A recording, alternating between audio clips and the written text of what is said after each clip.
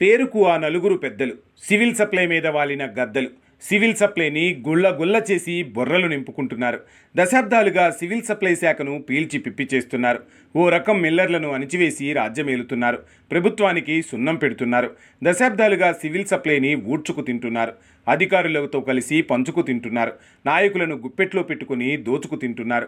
నలుగురు 4 పార్టీలు, పాలకులెవరైనా దోస్తులు. మొత్తంగా నలుగురు 4 దిక్కులు. ఎంత పెద్ద అధికారినైనా మార్చగలరు. సంబంధిత మంత్రులను ఏమార్చగలరు. మంత్రులకు కావాల్సింది సమకూర్చగలరు. సివిల్ సప్లైకి అందరూ పవర్ఫుల్ కమిషనర్లే. శాఖ ప్రక్షాళన జరిగే సమయానికి అందరికీ ట్రాన్స్ఫర్లే. అధికారులకు ఆ నలుగురంటే ఎంతో ప్రీతి. అందుకే సివిల్ సప్లైలో అంతులేని అవినీతి. ఆ రిపోర్టులన్నీ బుట్టదాకలే. ఆ నలుగురు తెలంగాణలో సివిల్ సప్లై శాఖకు సంబంధించినంత వరకు ఆ నలుగురే గొప్ప. అలా అనుకుంటే వాళ్ళేమీ అధికారులు కాదు, మిల్లర్ల వ్యవస్థకు పెద్దలు. దశాబ్ద కాలంగా మిల్లర్ల వ్యవస్థను ఏలుతున్నారు. సివిల్ సప్లై శాఖను గుప్పెట్లో పెట్టుకున్నారు. వాళ్ళు చెప్పిందే వేదం. వాళ్ళు ఆడింది ఆట, పాడింది పాట.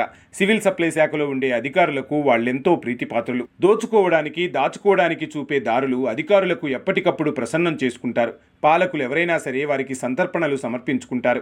ఈ విషయాలు చెప్పేది, చెప్పుకునేది ఎవరో కాదు, తెలంగాణలో ఉన్న మిల్లర్లు, సివిల్ సప్లై శాఖలోని అధికారులు.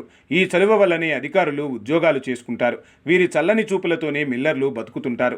వీళ్లను కాదని అధికారులు గీత దాటలేరు. మిల్లర్లు నోరు మెదపలేరు. సివిల్ సప్లైలో రైతుల నుంచి ఎవరికి ఒడ్లు చేరాలన్నా వీళ్ల కనికరం కావాలి.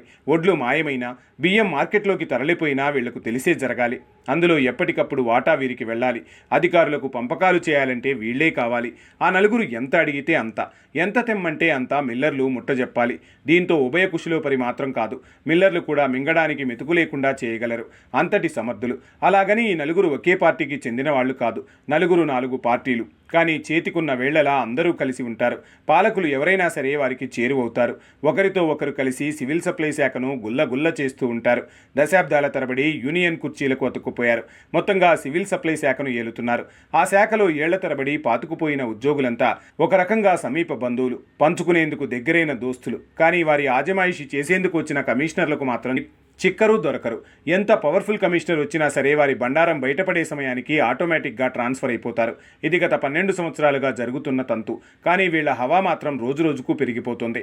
అధికారుల అండదండలతో వారి పెత్తనం వెలిగిపోతుంది. మిల్లర్లందరినీ గుప్పెట్లో పెట్టుకుంటున్నారు. వారికి ఆపదలు ఈ నలుగురే సృష్టిస్తారు. వారిని ఆపదల నుంచి వీళ్లే గట్టెక్కిస్తారు. వీరి తీరంతా విచిత్రం. ఏ పార్టీ అధికారంలో ఉన్నా పాలకులకు చేరువవుతారు. మిల్లింగ్ వ్యవస్థ పేరు చెప్పి పబ్బం గడుపుకుంటారు. టెండర్ ప్యాడీ వ్యవస్థ వెనక వీళ్లే ఉంటారు. మిల్లర్ల అసోసియేషన్ పెద్దలుగా అన్నీ చక్కదిద్దుతుంటారు. తమకు తాము చక్కదిద్దుకుంటారు. కోట్లకు పడగలెత్తారు. ఎంత పెద్దవాళ్లనైనా కోట్లు పెట్టి కొనేస్తుంటారు. ఎవరి నోరైనా మూయించగలరు. మొత్తానికి సివిల్ సప్లైని పీల్చి పిప్పి చేస్తున్నారు. ఈ నలుగురు వల్ల అటు రైతులు మోసపోతున్నారు, ఇటు మిల్లర్లు మునుగుతున్నారు. ఈ నలుగురు మాత్రం అవినీతి చక్రవర్తులుగా మిల్లింగ్ రాజ్యమేలుతున్నారు. మిల్లర్ల వ్యవస్థను భ్రష్టు పట్టిస్తున్నారు. సివిల్ సప్లైని ఆగమాగం చేస్తున్నారు. వేల కోట్ల కుంభకోణాల వెనక వీళ్లు కనిపిస్తున్నారు. కానీ వారికి మట్టంటకుండా జాగ్రత్తలు చాలా బాగా తీసుకుంటారు. నాయకుల ఆశీస్సులతో వెలిగిపోతుంటారు. ఆ శాఖ మంత్రి పర్యటనల కోసం ఏకంగా చార్టర్డ్ ఫ్లైట్ కూడా అరేంజ్ చేయగలుగుతున్నారు. అంటే సివిల్ సప్లై పేరు మీద ఎంత సంపాదించుకుంటున్నారో, ఎంత దోచుకుంటున్నారో అర్థం చేసుకోవచ్చు. తిమ్మిని బొమ్మిని చేయగలరు. పాలకులను ఎప్పటికప్పుడు ఎలాగైనా మభ్యపెట్టగలరు. మాయా మచ్చింద్ర వేషాలు అవలీలగా వేయగలరు. మిల్లర్ల వ్యవస్థను నాయకులుగా ఏనాడు ఆ వ్యవస్థకు మేలు చేసింది లేదు. కానీ ఆ మిల్లర్ల వ్యవస్థలోనే చీలికలు తెస్తుంటారు. ఓ వర్గానికి పెద్దలుగా మొత్తం వ్యవస్థపై పెత్తనం చేయగలరు. ఎంతటి తొండాటైనా ఆడగలరు. మిల్లర్లు సివిల్ సప్లై శాఖకు వేల కోట్ల బకాయిలకు కారణం వాళ్లే. మిల్లర్ల నుంచి మొండి బకాయిల పేరుతో వేధించగల సమర్థులు వీళ్లే. అధికారులను ముందుకు తోసేది వీళ్లే. మిల్లర్లను ఇబ్బందులకు గురిచేసేది వీళ్లే. మిల్లింగ్ వ్యవస్థలో ఏది జరిగినా కనిపించేది ఈ నలుగురే. ఏ మిల్లుకు ఒడ్లు కేటాయించాలో, ఏ మిల్లుకు ఆపాలో, ఏ మిల్లుపై ఎంక్వైరీ జరగాలో, ఏ మిల్లు మీద పగ తీర్చుకోవాలో అంతా సిద్ధం చేసేది వీళ్లే. మిల్లర్లను వేధింపులకు గురిచేసేది వీళ్లే. అంటే వారి అనుచరులైన వారికి మిల్లులు లేకపోయినా సరే ఒడ్లు కేటాయించబడతాయి. బియ్యం మాయ చేయబడతాయి. అధికారుల నోళ్లు మూతపడతాయి. అంతా ఈ నలుగురి కనుసన్నల్లోనే జరగాలి. ఏం జరిగినా ఈ నలుగురికి మాత్రమే తెలిసి జరగాలి. ఇంతలా ఆ నలుగురు పాతుకుపోయారు. సివిల్ సప్లైని మొత్తం భ్రష్టు పట్టించారు. తెలంగాణ వచ్చిన తర్వాత అప్పటి ప్రభుత్వం కమిషనర్గా అకున్ సబర్వాల్ను నియమించింది. సివిల్ సప్లైలో జరిగే అవినీతిని కూకటి వేళ్లతో పెకిలించమని చెప్పింది. రైతులకు ఎట్టి పరిస్థితుల్లో అన్యాయం జరగద్దని సూచించింది. ఏళ్ల తరబడి పేరుకుపోయిన మొండి బకాయిల వసూలకు రంగంలోకి దిగమని చెప్పింది. దాంతో అకున్ సబర్వాల్ లెక్కలను ముందేసుకునే ప్రయత్నం చేశారు.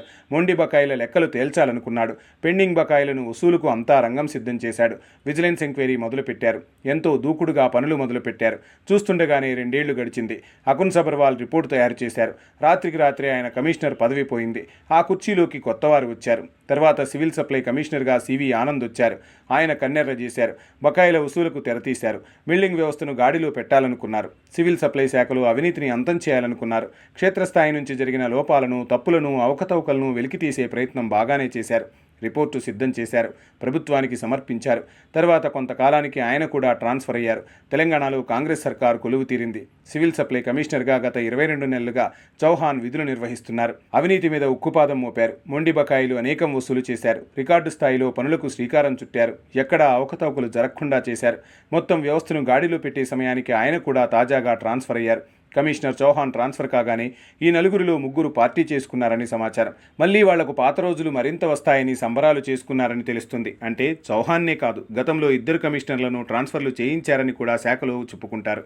ఇలా వారు ఆడింది ఆట పాడింది పాటగా శాఖను దోచుకు తింటున్నారు. పాలకులనే గుప్పెట్లో పెట్టుకుంటున్నారు. ప్రభుత్వానికి చెడ్డ పేరు తెస్తున్నారు. ఓవైపు ప్రభుత్వం పేద ప్రజలకు సన్నబియ్యం ఇస్తూ పేదల కడుపు నింపుతుంటే ఈ నలుగురు తమ పొట్టలు నింపుకునే పనిలో ఉన్నారు. మంత్రి ఉత్తమ్కు అత్యంత సన్నిహితులుగా మారి శాఖను గుప్పెట్లో పెట్టుకుంటున్నట్లు చెప్పుకుంటున్నారు. ఏకంగా మంత్రికి అవసరమైన సౌకర్యాల కల్పనలో ముందుంటున్నారని అంటున్నారు. ఆ మధ్య మంత్రి పర్యటన కోసం స్పెషల్ జెట్ను సమకూర్చి మంత్రి ఆశీస్సులు కూడా పొందారని అంటున్నారు. పాలకులు ఎవరైనా సరే ఈ నలుగురు మాత్రం కామన్గా ఉంటున్నారు. వ్యవస్థను గుప్పెట్లో పెట్టుకుని అవినీతి సాగిస్తున్నారు.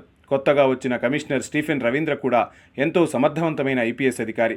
ఆయన్నైనా పనిచేయనిస్తారా, లేక ఆయనపై కూడా పాలకుల చేత ఒత్తిళ్లు తెస్తారా అన్నది చూడాలి. ఇంతకీ ఎవరా నలుగురు అనేది తర్వాతి కథనంలో మీ నేటి దాత్రిలో.